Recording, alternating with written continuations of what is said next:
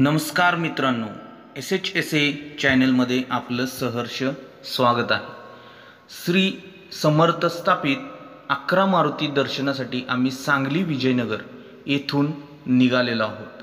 11 मारुतीचे दर्शन घेण्यासाठी सुरुवातीला आम्ही गुगलवरून विविध मॅप डाउनलोड केले व जय श्रीराम असा घोष करत सांगली विजयनगर या ठिकाणाहून आम्ही मारुतीच्या दर्शनासाठी निघालो।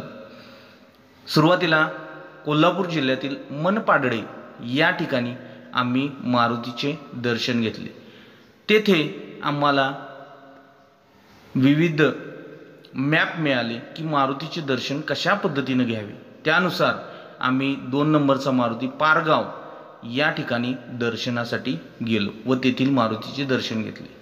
तेथून पुढे 32 शिराळा या ठिकाणी मारुतीचे दर्शन घेतले व पुढे आम्ही 4 नंबरचा मारुती बहे या ठिकाणी मारुती दर्शनासाठी निघालो। बहे हे ठिकाण खूप सुंदर आहे। नदीच्या मधोमध वसलेले हे मारुती मंदिर अतिशय सुंदर असे आहे। बहे या ठिकाणी विविध फोटो सेशन केले व बजरंगबलीने आम्हाला येथे प्रत्यक्ष दर्शन दिले। बजरंगबलीचे दर्शन आम्ही घेऊन बहे येथे बराच वेळ आम्ही घालवला। बहे या निसर्गरम्य ठिकाणी बराच वेळ घालवल्यानंतर आम्ही पुढे शहापूर येथे प्रताप मारुती दर्शनासाठी पुढे निघालो।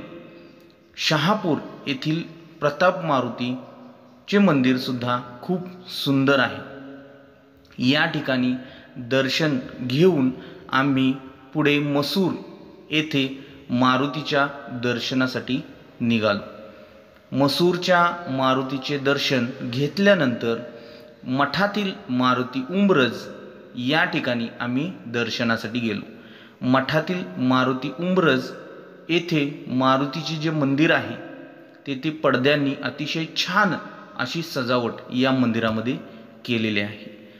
त्यानंतर आम्ही माझगाव येथील मारुतीच्या दर्शनासाठी गेलो व तेथे मारुतीचे दर्शन घेऊन आम्ही दास मारुती चाफळ या मारुतीच्या दर्शनासाठी गेलो। दास मारुती चाफळ हे मारुती मंदिर बरोबर श्री राम मंदिरच्या समोरच आहे। दास मारुतीचे दर्शन घेतल्यानंतर आम्ही श्री रामांचे दर्शन घेतले व तेथे विविध फोटो सेशन झाल्यानंतर आम्ही पुढे श्री रामांच्या मंदिराच्या पाठीमागे असलेले वीर मारुती चाफळ या